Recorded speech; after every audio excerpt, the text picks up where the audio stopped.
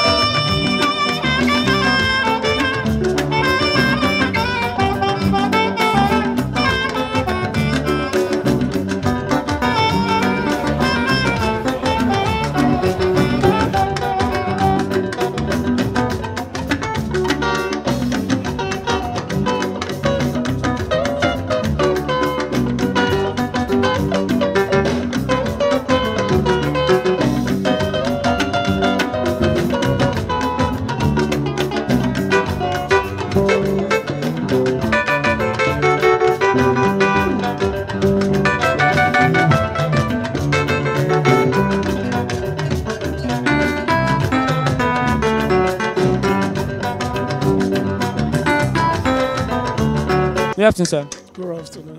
Can we meet you, sir? Your name? My name is Uweya. Alright, so what's the relationship between you and the family of the deceased? She's a member of my club, K1, the Ultimate. Yeah. That's Mrs. Kofowarola. Yeah, that's Kofowarola. Alright, so in one word, can you describe her in one word? She's a very nice woman and very reliable and decent. Yeah, when you say somebody is a true person and a very decent, you know what I mean about it? Yeah, that is it. So, let me say, how many years have you known her now? Like, it's been how many years? Actually, it has been long I've been knowing her, but you know she don't normally stay in Nigeria. She always go and come back, and when she come, you know, familiar with everybody, jovial and very true person. Do you know the parents are personally? Actually, her parents are very popular person in Lagos. When you talk about the parents, and they are very popular and very continuous. You know, when somebody is carry everybody along, you know what I mean. She's just a father and a mother to all of us like this.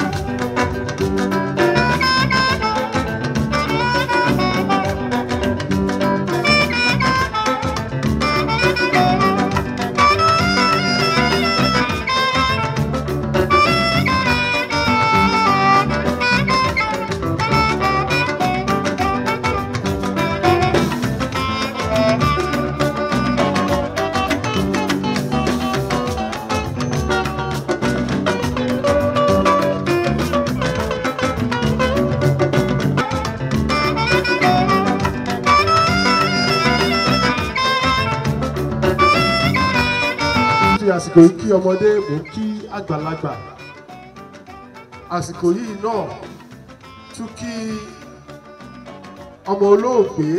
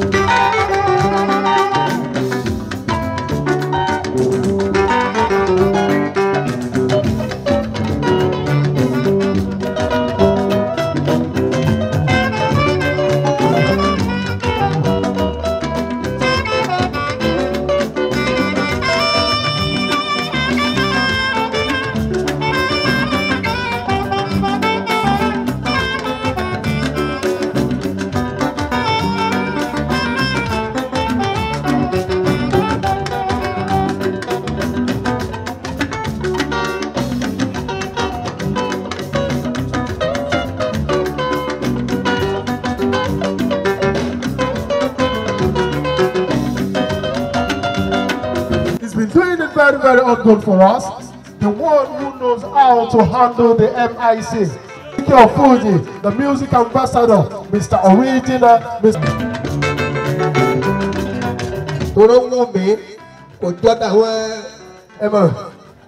ọmọ tí ìyá kan tọ́jú láti kékeré tí bàbá náà tọ́jú tí wọ́n gbé gbébi tí ò gbé rẹ̀ tí ìyá ìwá kú akọ̀ káwọn ọmọ ẹrú kú wá bẹ̀ ni àwọn èèyàn gidi bíi òpó èèyàn gidi kò lè wò ní kí n kú immediately ṣá.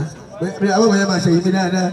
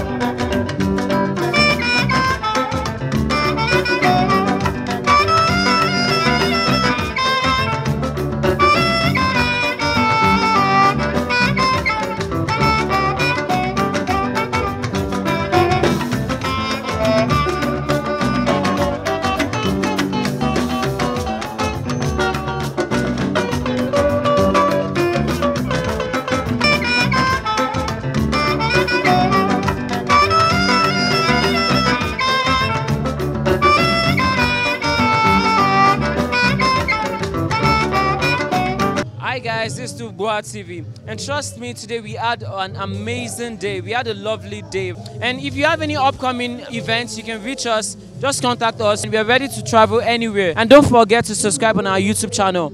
Keep watching Boa TV.